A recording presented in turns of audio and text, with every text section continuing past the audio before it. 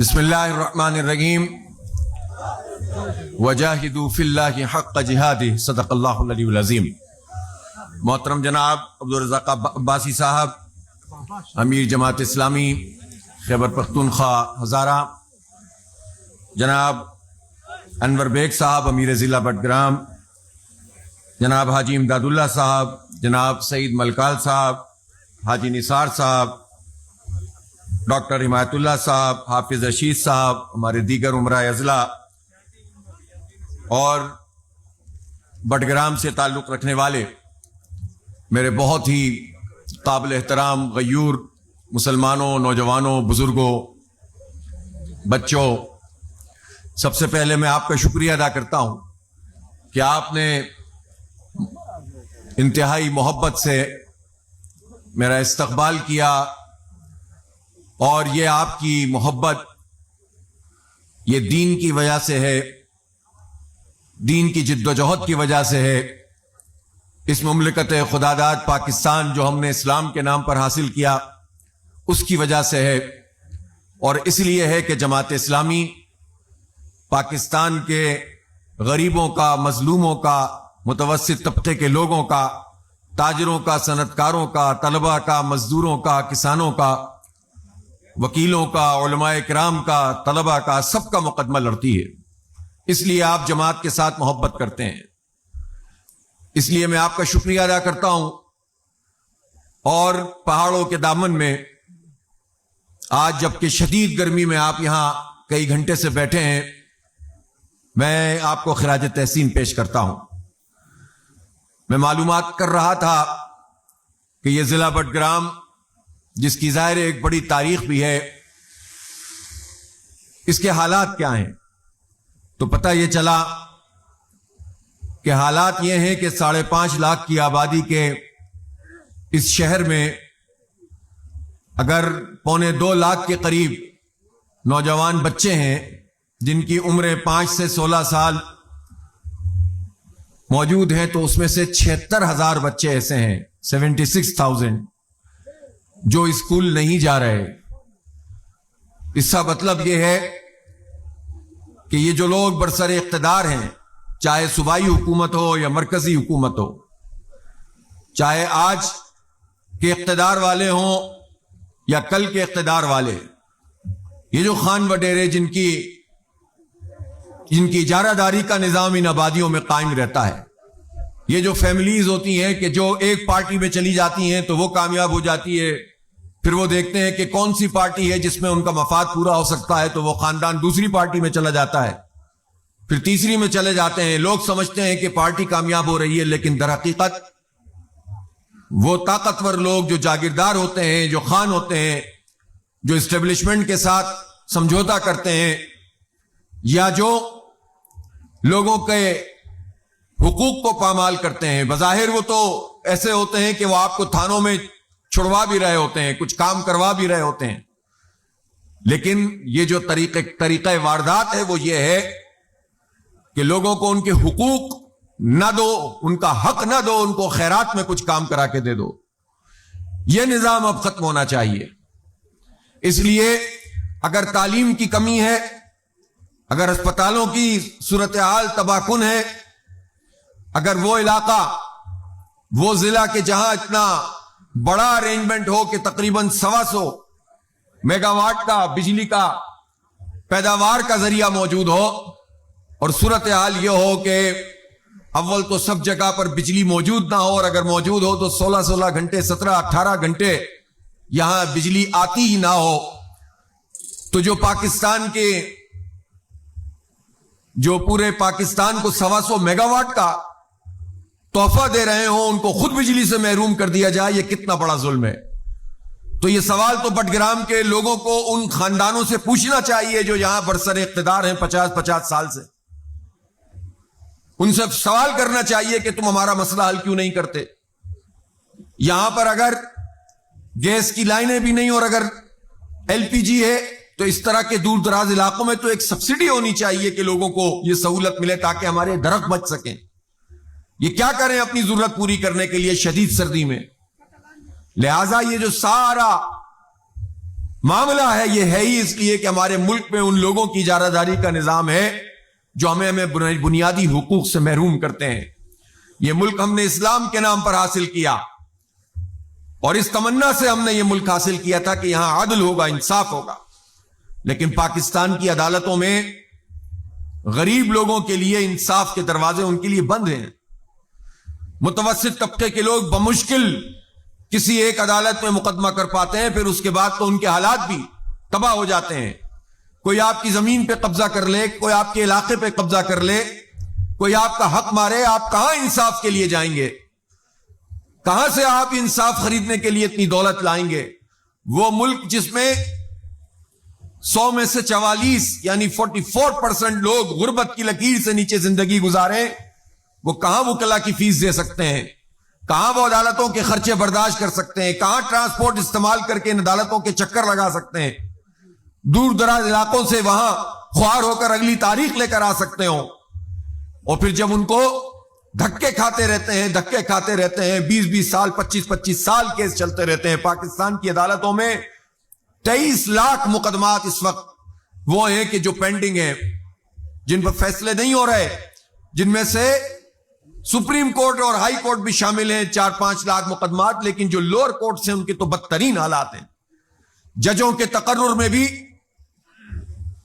عدل اور انصاف نہیں ہوتا، میرٹ نہیں ہوتا، جس کے نتیجے میں انصاف کا پورا معاملہ تباہ ہو چکا ہے. اور جس معاشرے میں حکومت انصاف فراہم نہ کر سکے وہ معاشرہ چل کیسے سکتا ہے؟ تعلیم کی صورتحال میں نے آپ کو بتائی. یہ بڑے بڑے دعوے کرنے والے ہیں، لیکن ایک چھوٹے سے آبادی کے ضلع میں اگر 5 سے 15 سال کی عمر کے 75,000 لوگ، 76,000 بچے اسکول میں ہی نہ جاتے ہوں تو آپ سوچ سکتے ہیں کہ انہوں نے کیا کیا ہے آج تک. جو اسکول ہیں ان کو تباہ کیا ہے. اساتذہ اپنے حق کے لیے مارے پھرتے ہیں. پنشنوں کا جو ہے وہ مطالبہ کرتے رہتے ہیں کہ ہمیں پورا حق دیا جائے. جو ریٹائر ہو جاتے ہیں اور بزرگ ہوتے ہیں، پوری زندگی جنہوں نے محنت کی ہے، کام کیا ہے. تو اس لیے یہ ضروری ہے کہ عدل اور انصاف کے نظام کی بالادستی کے لیے ہم لوگ جدوجہد کریں اور کوشش کریں. اور میں خاص طور پر نوجوانوں سے کہتا ہوں، جماعت اسلامی آپ کی جماعت ہے، عام لوگوں کی جماعت ہے. اس جماعت میں سب کے لیے دروازے کھلے ہوئے ہیں. کوئی بھی آ سکتا ہے اور خدمات کو انجام دے سکتا ہے. جس کے پاس دولت ہے وہ بھی آ سکتا ہے، جس کے پاس دولت نہیں ہے وہ بھی آ سکتا ہے. جو محنت مزدوری کرنے والا بھی آ سکتا ہے اور زمینوں پہ کام کرنے والا بھی آ سکتا ہے، مزدور بھی آ سکتا ہے، طالب علم بھی آ سکتا ہے. اور یہ وہ تحریک ہے کہ جو سب کو ساتھ لے کر چلتی ہے. متوسط طبقے کے لوگ ہوتے ہیں، مڈل کلاس لوگوں کی نمائندگی کرتی ہے جماعت، غریبوں کی نمائندگی کرتی ہے. جماعت اسلامی میں انسانوں کو ہم تقسیم نہیں کرتے ان کی زبانوں کی بنیاد پر، ان کی نسل کی بنیاد پر. مجھے خوشی ہے کہ اسٹیج پہ ہی مجھے کتنے بزرگوں نے بتایا، دوستوں نے بتایا کہ آپ سے کراچی میں ملاقات ہوئی، ہم نے وہاں پڑھا، وہاں تعلیم حاصل کی. یہ ملک تو ایک زبردست قسم کا ملک ہے جس میں ہر زبان، ہر برادری کے لوگ ہیں. اور میں کراچی سے آیا ہوں، میری فیملی وہاں پر ہے، میرا گھر وہاں پر ہے. لیکن اس اتنی دور دراز پہاڑی علاقے میں آ کر مجھے رتی برابر بھی اجنبیت محسوس نہیں ہوئی. یہ ہمارے دین کی طاقت ہے، یہ ہمارے ملک کی طاقت ہے، یہ ہماری جماعت کی طاقت ہے. تو اس لیے ہم متحد ہو کر ان ظالموں کا مقابلہ کریں. ہمیں آپس میں تقسیم کر دیا جاتا ہے زبانوں کی بنیاد پر، برادریوں کی بنیاد پر، قبیلوں کی بنیاد پر. ہم آپس میں لڑتے رہتے ہیں. اور جو ان قبیلوں کے اور برادریوں کے سردار ہوتے ہیں، بڑے ہوتے ہیں، خان ہوتے ہیں، یہ تو ہر زبان کے بولنے والے سے، یہ جو ہمارے کے پی کے خان ہوتے ہیں، یہ تو زرداری صاحب کے ساتھ مل کر بھی اقتدار سنبھال رہے ہوتے ہیں، سینٹ میں لوگوں کی بولیاں لگا رہے ہوتے ہیں. یہاں برادری کی بنیاد پر لوگوں کو تقسیم کرتے ہیں. یہاں پر لوگوں کو جو ہے وہ حصوں بکروں میں تقسیم کر دیتے ہیں، نفرتیں پروان چڑھاتے ہیں. اور وہاں پر مل کر سب کے ساتھ مل کر کام کرتے ہیں. گویا یہ اتحاد تو ان کا ہوتا ہے، لیکن وہ ظالموں کا اتحاد ہوتا ہے، وہ جابروں کا اتحاد ہوتا ہے، وہ اس ملک کے غریبوں کا استحصال کرنے والوں کا اتحاد ہوتا ہے. اور غریبوں کو یہ تقسیم کرتے ہیں، عام لوگوں کو تقسیم کرتے ہیں. آپ اس بات کا فیصلہ کر لیں کہ اب ہم سب متحد ہوں گے اور ان ظالموں کو تقسیم کر دیں گے انشاءاللہ تعالی. اس کے نتیجے میں انقلاب اور تبدیلی آتی ہے، نعروں سے نہیں آتی ہے. جماعت اسلامی دینی تحریک ہے. ہم چاہتے ہیں کہ یہاں عدل اور انصاف کا نظام ہو، سود سے پاک معیشت ہو. اللہ تعالیٰ قرآن پاک میں جب یہ فرماتا ہے کہ جو سود کا کام نہیں چھوڑتا وہ گویا اللہ اور اس کے رسول سے جنگ کرتا ہے. 78-79 سال اس ملک کو بنے ہوئے ہو گئے اور آئین میں بھی یہ بات موجود ہے کہ سود کا نظام ختم ہونا چاہیے، لیکن ہمارے اوپر اس نظام کو مسلط کیا ہوا ہے. یہی وجہ ہے کہ جو ہمارا بجٹ بنتا ہے جو 17,000 ارب روپے کا، اس بجٹ کا تقریباً 45% حصہ ہم قرضوں کے سود میں ادا کرتے ہیں. تو اس سے پھر ہمارے ملک کی معیشت کیسے آگے بڑھے گی؟ یمحق اللہ الربا ویربی الصدقات، کہ اللہ تعالی جو سود ہے اس کا مٹ مار دیتا ہے، برباد کر دیتا ہے، اور صدقات اس کے ذریعے سے جو ہے وہ معیشت کو آگے بڑھاتا ہے. تو کیسے ممکن ہے کہ سودی نظام ہمارے سروں پر مسلط ہو اور ہماری معیشت آگے بڑھے؟ ہم بھیک مانگتے رہے، 2 ارب ڈالر اس سے مانگ لیں، 3 ارب ڈالر اس سے مانگ لیں. ہمارے ملک میں خزانے موجود ہوں، پہاڑ موجود ہوں، درخت موجود ہوں، سمندر موجود ہو، دریا موجود ہوں، یہاں منرلز موجود ہوں، یہاں کی زمین لہلہاتی ہوئی ہو اور خزانے موجود ہوں، اور اتنے سب سے بڑھ کر یہاں کے عوام موجود ہوں جن میں بہت صلاحیتیں اللہ تعالیٰ نے رکھی ہیں، اور خاص طور پر ہمارا ملک جس میں 65% لوگ 30 سال تک کی عمر کے ہیں، اتنا بڑا پوٹینشل موجود ہو، اور اس کے بعد یہ صورتحال ہو کہ ہم بھیک مانگتے رہیں اس لیے کہ ہم پر سود کا نظام ہے. اللہ اور اس کے رسول سے جنگ کا نظام مسلط کرو گے کبھی نہیں پنپ سکتے. وقتی طور پر تمہیں کچھ چیز حاصل بھی ہو جائے گی تو بالآخر ہم نہیں آگے بڑھ سکیں گے. تو جہاں ظلم موجود ہو، جہاں سود موجود ہو، وہاں کیسے جو ہے وہ ہمارا ملک ترقی کر سکتا ہے اور لوگوں کے حالات بدل سکتے ہیں؟ لہذا مسئلہ یہ نہیں ہے کہ ایک پارٹی کو ہٹا کر دوسری پارٹی کی حکومت آ جائے، ایک چہرے کو ہٹا کر دوسرے کا چہرہ آ جائے. نظام کو نظام سے تبدیل کرنا ہے، پورے سسٹم کو تبدیل کرنے کی جدوجہد جماعت اسلامی کر رہی ہے. اور میں آپ سے اپیل کرتا ہوں کہ اس جدوجہد میں بھرپور طریقے سے شریک ہو جائیں اور پورے ملک میں ایک لہر پیدا کر دیں. اب یہ نہیں چل سکتا اس طرح سے کہ سارا فساد اور ظلم اور سود کی لعنت اور انسانوں کے حقوق پہ ڈاکہ بھی چلتا رہے اور نعرے بھی چلتے رہیں کہ اسلام کا نام لے لے کر ہم لوگوں کو بے وقوف بناتے رہیں. اسلام کیا تعلیم دیتا ہے؟ لوگوں کو متحد کرنے کی تعلیم دیتا. ہم فرقوں میں نہیں بانٹتے. جماعت اسلامی کے بارے میں کوئی یہ نہ سمجھے کہ ہم کوئی اس طرح کی مذہبی جماعت ہیں کہ ہم دیوبندی کی بنیاد پر اور بریلوی کی بنیاد پر اور شیعہ سنی کی بنیاد پر اور اہل حدیث کی بنیاد پر ہم نے کوئی تنظیم بنائی ہے. ہم تمام مسالک کا احترام کرتے ہیں. تمام علماء کرام ہمارے لیے قابل احترام ہیں. سب کی جو کوششیں دین کے لیے ہم قدر کی نگاہ سے دیکھتے ہیں، لیکن ہم مسلکوں کی بنیاد پر لوگوں کو تقسیم نہیں کرتے. ہم تو یہ سمجھتے ہیں کہ جو ہمارا طاغوت ہے اور باطل ہے وہ تو ہمارا نہ مسلک پوچھتا ہے نہ فرقہ پوچھتا ہے، وہ تو ہمیں مسلمان ہونے کی حیثیت سے ٹارگٹ کرتے ہیں، اور ہم آپس میں لڑتے رہیں گے تو کیسے آگے بڑھ سکتے ہیں؟ اور یہی وجہ ہے کہ جب اسرائیل نے فلسطین کے لوگوں کو، غزہ کے لوگوں کو ان کا قتل عام کیا، ہمارے بچوں کو شہید کیا، 70-80 ہزار کی تعداد میں صرف 2 سال میں نیتن یاہو نے نسل کشی کی، اور اس میں اس کی سرپرستی یہ ڈونلڈ ٹرمپ اور امریکہ کا صدر کر رہا تھا.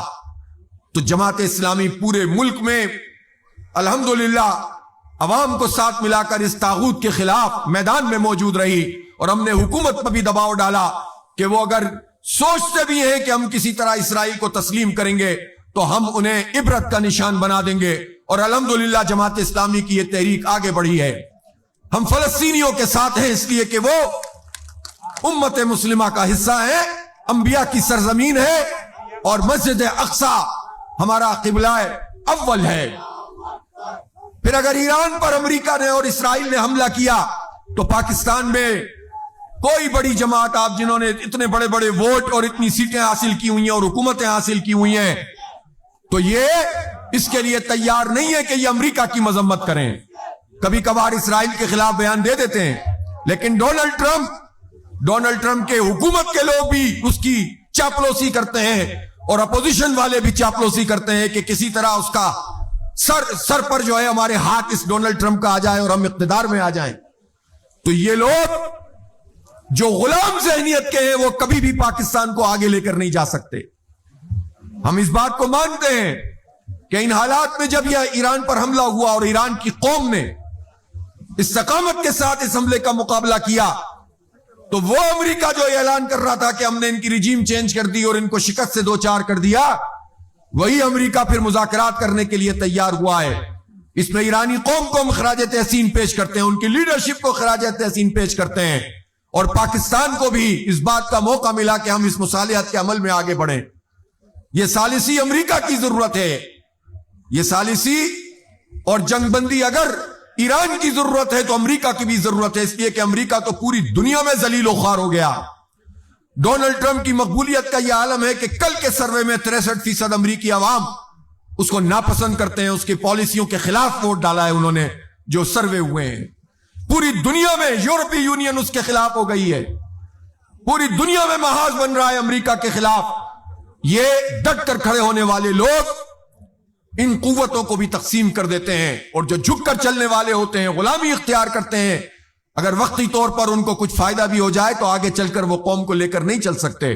اس لیے ہم حکومت پاکستان سے کہتے ہیں کہ آپ کو اگر یہ پذیرائی اس وقت مل رہی ہے تو ٹھیک ہے, آپ نے اچھا کردار ادا کیا ہے, سب نے اس کو اپریشیٹ کیا ہے.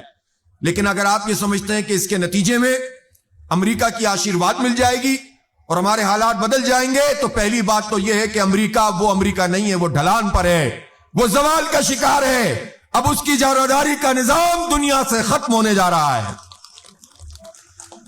تو کیسے لوگ ہو گئے اگر تم جو زوال پذیر قوت ہو اس کے ساتھ اپنے آپ کو ایسوسیٹ کرو؟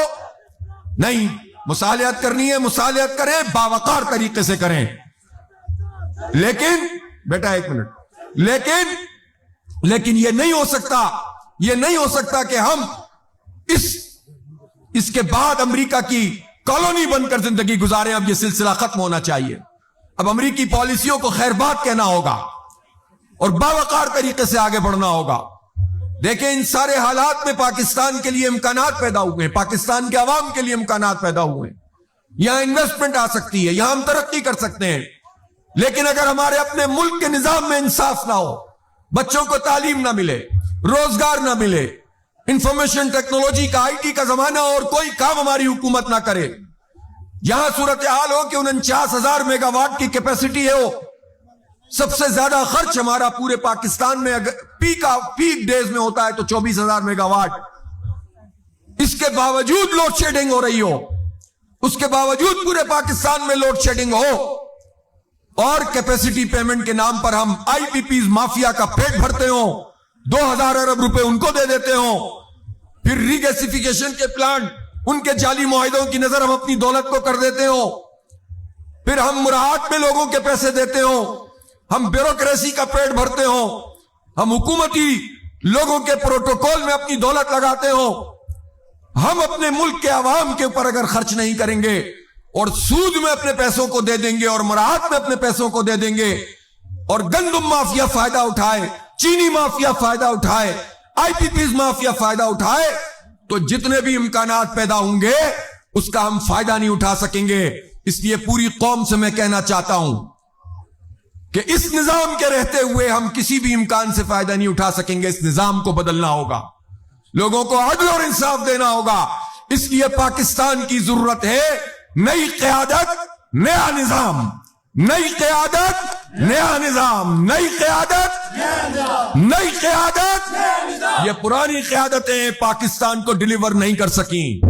انہوں نے پاکستان کو کچھ نہیں دیا, بھوک دی اور ننگ دیا, ظلم دیا اور فساد دیا, تقسیم دی, قتل عام دیا. ان قیادتوں نے جو جتنی اس وقت پارٹیاں موجود ہیں, جس کو اقتدار ملا, انہوں نے عوام کے مفاد میں کام نہیں کیا.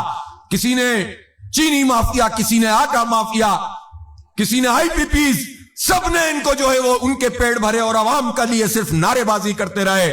جماعت اسلامی عوام کی جماعت ہے. جماعت اسلامی بغیر کسی حکومت کے اس وقت نوجوانوں کو IT کی تعلیم دے رہی ہے. جماعت اسلامی اس وقت بغیر کسی حکومت کے لوگوں کی خدمت کرتی ہے. خدا نخواستہ اگر ان دور دراز علاقوں میں بھی، پہاڑوں میں بھی اگر کسی کے ساتھ کوئی حادثہ ہوتا ہے تو کون پہنچتا ہے؟ جماعت اسلامی کی الخدمت پہنچتی ہے، اس کے رضاکار پہنچتے ہیں۔ لوگوں کو پانی پلانے کے پلانٹ لگانے ہوں یا ہیلتھ کی فیسلٹیز دینی ہو تو جماعت اسلامی اور الخدمت کے رضاکار یہ کام کرتے ہیں۔ تعلیم دینی ہو تو جماعت اسلامی اور الخدمت یہ کام کرتی ہے۔ ریسکیو کرنا ہو تو جماعت اسلامی یہ کام کرتی ہے۔ اور یہ آئی ٹی کا جو بنو قابل پروگرام ہے یہ تو پورے ملک میں ایک گیم چینجر کی حیثیت رکھتا ہے۔ اور میں عبدالرزاق عباسی صاحب سے یہ کہنا چاہتا ہوں کہ آپ یہاں بٹگرام میں بھی جتنے بچے ابھی اس وقت پڑھ رہے ہیں وہ تو پڑھ رہے ہیں، لیکن جو نوجوان بھی، جو بچہ اور بچی بھی یہاں پر آئی ٹی کی ایجوکیشن حاصل کرنا چاہتا ہے 100% فری اسکالرشپ کے تحت ہم ان کو پڑھائیں گے انشاءاللہ۔ تو یہ کام ہم کر سکتے ہیں، ہم لوگوں کی اخلاقی تربیت کرتے ہیں۔ پاکستان میں جماعت اسلامی واحد ڈیموکریٹک پارٹی ہے، جمہوری جماعت ہے جس میں پراپر طریقے سے انتخاب ہوتے ہیں، چاہے مذہبی جماعتیں ہو یا نام نہاد سیاسی جماعتیں۔ جمہوریت کا نام لیتے ہیں، اسٹیبلشمنٹ کی کیاریوں میں پلتے ہیں، وہیں سے اپنی گروتھ حاصل کرتے ہیں اور اپنی پارٹیوں میں بھی جمہوریت نہیں لاتے۔ یہ خاندانوں کی جماعتیں ہیں، یہ ڈکٹیٹرشپ پر مشتمل جماعتیں ہیں، ان میں کسی کی کوئی حیثیت نہیں ہوتی۔ یہ نون لیگ ہو یا پیپلز پارٹی، آپ دیکھیں ان کا جو پیدا ہونے والا خاندان کا بچہ ہوتا ہے، جو زرداری خاندان کا بچہ، وہ آقا ہوتا ہے۔ 40 سال سے کام کرنے والا پیپلز پارٹی کا جہالہ وہ غلامی بن کر رہے گا، وہ مزارہ اور ہاری بن کر رہے گا، اور بختاور کا پیدا ہونے والا بچہ مالک بن کر رہے گا۔ یہ کون سا نظام ہے کہ جس میں نواز شریف صاحب کا خاندان تمام اختیارات کا مالک ہو؟ یہ کیا نظام ہے کہ اسکولوں کو آؤٹ سورس کر دو، بیسک ہیلتھ یونٹ کو آؤٹ سورس کر دو اور ملکہ رانیوں کی تصویریں اس کے اوپر لگا دو؟ 11 ارب روپے کا جہاز خرید سکتے ہیں، یہ غریبوں کو تعلیم نہیں دے سکتے، اسکول بند کرتے ہیں، 11 ارب کے جہاز خریدتے ہیں اور خاندان کی جاراداری قائم کرتے ہیں۔ یہ پاکستان کو آگے نہیں لے کر جا سکتے۔ یہ بدترین گورننس کے مثالیں ہیں جو پورے پاکستان میں بکھری ہوئی ہیں۔ میں یہاں خیبر پختونخوا کی حکومت سے بھی پوچھتا ہوں، ہم نہیں کسی پارٹی کو گالیاں دیتے اور کسی لیڈر کے خلاف بات کرتے، لیکن آپ بھی یہاں اب 13 سال ہو گئے، 12-13 سال سے برسر اقتدار ہے، کیوں اس بٹگرام میں 76,000 بچے آؤٹ آف اسکول ہیں؟ کیوں خیبر پختونخوا میں 48 لاکھ بچے جن کی عمر 5 سے 15-16 سال ہے وہ اسکول سے باہر ہیں؟ کیوں آپ اسکول چلانے کے بجائے انہیں آؤٹ سورس کر رہے ہیں؟ کیوں یہاں سرکاری ملازمین دھکے کھا رہے ہیں؟ کیوں یہاں صحت کی سہولتیں نہیں ہیں؟ آپ کیوں نہیں یہاں پر لوگوں کو ڈیلیور کرتے ہیں؟ پورے صوبے میں لوگوں کو پریشانی ہے، جو مقامی حکومتیں بنتی ہیں اس کو اختیار نہیں دیتے، اس کو پیسے نہیں دیتے، منتخب لوگ عوام کے ہوتے ہیں اور یہ صوبائی حکومتیں قبضہ کر کے بیٹھ جاتی ہیں۔ اس لیے خیبر پختونخوا ہو یا پنجاب، سندھ ہو یا بلوچستان، ان کے جمہوری رویہ ہی نہیں ہے اور یہ سارے اختیارات پر اپنا قبضہ چاہتے ہیں، اور نہ یہ فنڈ کو ریلیز کرتے ہیں اور نہ یہ اختیار نیچے منتقل کرتے ہیں۔ اس لیے جماعت اسلامی کہتی ہے کہ ہم نظام بدلنا چاہتے ہیں، ہم وہ نظام چاہتے ہیں جس میں گلی محلے کے جو منتخب لوگ ہوں گے ان کو با اختیار بنائیں، مقامی حکومتیں ہوں جو آئین میں لکھا ہوا ہے۔ یہ نہیں ہے کہ آپ اپنی مرضی سے جب چاہیں انتخاب کرائیں اور جو چاہیں اختیار چھین لیں، اب یہ نہیں چلے گا۔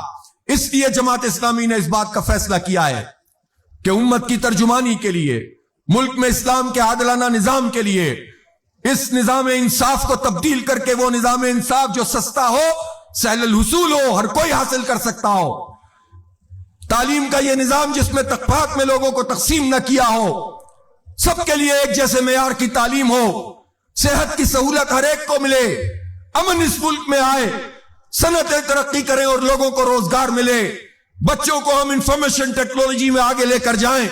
اس کے لیے نظام کی تبدیلی کی ضرورت ہے، چہروں کی تبدیلی کی ضرورت نہیں ہے۔ اس لیے ہماری یہ بدل دو نظام تحریک آگے بڑھ رہی ہے اور ہم ہر دور دراز علاقے میں بھی جائیں گے، گلیوں محلوں میں پہنچیں گے، پہاڑوں پہ جائیں گے اور سمندروں پہ اور اسی طرح سے جہاں جہاں میدانی علاقوں میں پورے پاکستان میں ایک زبردست تحریک چلائیں گے. 25 اپریل سے ہم رابطہ عوام تحریک کا ایک نیا فیز شروع کر رہے ہیں, اور 25 اپریل سے میں آپ کو ٹارگٹ دیتا ہوں کہ آپ کی آبادی جتنی بھی ہو, ایک بڑی تعداد کو, نوجوانوں کو خاص طور پر, آپ جماعت اسلامی کا ممبر بنائیں. آپ گلی گلی محلے محلے پہنچیں اور لوگوں کو یہ سارا پیغام دیں. بتائیں کہ لیڈرشپ صرف جماعت کے پاس ہے, جو آپ کی طرح کی لیڈرشپ ہے. ہم جو ہے وہ مراد یافتہ طبقہ نہیں ہے کہ جس کا عوام سے کوئی تعلق نہیں ہو. آپ اپنی اسمبلیوں میں دیکھ لیجئے, سینٹ میں اور قومی اسمبلی میں 70-80% لوگ ارب پتی ہیں. یہ جو ارب پتی لوگ ہیں یہ آپ کا درد نہیں محسوس کر سکتے. یہ وہ لوگ ہیں کہ جن کو نہیں پتا یہ پیٹرول کی قیمت کیا ہوتی ہے, اور اس میں جس طرح حکومت ڈاکہ ڈالتی ہے, یہ سارے لوگ فیصلے آپ کے خلاف کر رہے ہوتے ہیں. اس لیے جماعت اسلامی کی ممبرشپ, جماعت اسلامی کی عوامی کمیٹیاں, اور ہم یہ چاہتے ہیں یہ چاروں صوبوں میں اور خاص طور پر خیبر پختونخوا میں جو بلدیاتی قانون بنے وہ عوام دوست قانون ہو, صرف حکومت دوست قانون نہ ہو, صرف چند لوگوں کے ہاتھ میں نہ ہو. اور ہم یہ چاہتے ہیں کہ یہ اختیارات نیچے منتقل ہوں. میں عبدالرزاق عباسی صاحب اور ہمارے امیر ضلع محترم بھی تشریف فرمائیں, انور بیگ صاحب, پورے اس ضلع میں اور آپ کے پورے صوبے میں جو بھی تنظیمی صوبہ ہے, کوئی ایک ولیج کونسل, کوئی ایک نیبرہڈ کونسل ایسی نہیں ہونی چاہیے جہاں پر جماعت اسلامی کا نمائندہ نہ ہو. بھرپور بلدیاتی انتخاب لڑیں گے انشاءاللہ, ہر جگہ پر انشاءاللہ نمائندگی حاصل کریں گے اور لوگوں کی ترجمانی کریں گے. لیکن اس کے ساتھ ساتھ اس رابطہ عوام مہم میں ممبرشپ کو بھی بڑھائیے. عید کے بعد انشاءاللہ یہ ظلم کے خلاف, آئی پی پیز مافیا کے خلاف, یہ پیٹرول کی قیمتیں جس طرح بڑھائی گئی ہیں, دیکھیں ایک ہے حالات کی وجہ سے قیمت کا بڑھنا, اور دوسری طرف ہے اس قیمت میں ٹیکس کا لگنا. آپ لوگوں کو یہ بات سمجھنی چاہیے کہ حکومت ہر غریب سے, ہر مڈل کلاس آدمی سے, ہر طالب علم سے جو کماتا بھی نہیں ہے, مزدور سے 1 لیٹر پر تقریباً 125-150 روپے ٹیکس کی مد میں لیتی ہے, قیمت کی مد میں نہیں لیتی. تو غریب ٹیکس دیتا ہے, امیر قرض معاف کرواتے ہیں. طالب علم ٹیکس دیتا ہے جو کماتا نہیں ہے, اور ارب پتی لوگ اپنے قرض معاف کرواتے ہیں. اور اس طرح پیسے بھی یہ صرف غریبوں اور مڈل کلاس لوگوں سے وصول کرتے ہیں. بجلی کے بل میں ٹیکس, پیٹرول کی لیوی میں ٹیکس, لیوی کے نام پر, اور اس کے علاوہ بھی ٹیکس, اسی طرح کھانے پینے کی چیزوں پہ ٹیکس. کیا کرے انسان؟ تو یہ غریبوں کا خون نچوڑتے ہیں. تو اس نظام کو بدلنے کی تحریک چلائیں گے انشاءاللہ, اور آپ بڑے احتجاج اور بڑے لانگ مارچ اور بڑے کارواں کی تیاری شروع کریں. عید کے بعد انشاءاللہ میں کال دوں گا, اور پورے پاکستان میں ایک زبردست موبلائزیشن ہوگی. اب یہ نظام اور پاکستان ساتھ ساتھ نہیں چل سکتے. اس فرسودہ نظام, گلے سڑے نظام کو اٹھا کر پھینکنا پڑے گا, اور اس کے خلاف عوام کے اتحاد سے ہم انشاءاللہ انقلاب کو برپا کریں گے. میں آپ لوگوں کا ایک مرتبہ پھر بہت شکریہ ادا کرتا ہوں, اور ضلع بٹگرام کے جتنے مسائل آپ نے پیش کیے ہیں, اور ان سارے مطالبات کی حمایت کرتا ہوں. خاص طور پر یہ بجلی کا معاملہ, خاص طور پر یہ تعلیم کا معاملہ, آپ کی بیسک ہیلتھ یونٹس کا معاملہ, آپ کے ہسپتالوں کا معاملہ, اور یہاں تورغر کے لوگ بھی میں نے سنا آئے ہوئے ہیں. اتنا بڑا ضلع ہے, پھیلا ہوا ضلع ہے, اور صحت کی سہولتیں نہیں ہیں, پراپر طریقے سے سڑکیں نہیں ہیں, اور اسی طرح ہسپتال نہیں ہیں. لوگ کہاں جائیں؟ کتنے ڈگری کالج ہیں تورغر میں؟ کوئی نہیں. ایک ڈگری کالج بھی پورے ضلع میں نہیں ہے. وزیر اعلیٰ صاحب اس طرف بھی توجہ فرمائیے. الائی میں نہیں ہے, تحصیل میں ایک بھی ڈگری کالج الائی میں موجود نہیں ہے. بٹگرام میں الائی ہے, ایک موجود ہے الائی میں. ایک بھی لیڈی ڈاکٹر نہیں ہے پوری تحصیل میں. پوری تحصیل میں ایک بھی لیڈی ڈاکٹر نہیں ہے. یہ کیا نظام ہے؟ وزیر اعلیٰ صاحب یہ بتانا پڑے گا آپ کو. صرف زبانی باتوں سے کام نہیں چلتا, نظام بدلنا ہے. یہ کیا پھر آپ کی گورننس ہے؟ تو یہ ہمیں نہیں توقع ہے کہ یہ حالات اس طرح سے بدل سکتے ہیں. حالات کو بدلنے کے لیے آپ کو جدوجہد کرنی پڑے گی. آپ تیار ہیں کہ نہیں تیار ہیں؟ سب لوگ جماعت اسلامی کے ممبر بنیں گے انشاءاللہ, جماعت کے ساتھ چلیں گے انشاءاللہ, جدوجہد کریں گے, اور انشاءاللہ اس نظام کی تبدیلی کو برپا کریں گے. وآخر دعوانا الحمدللہ رب العالمین.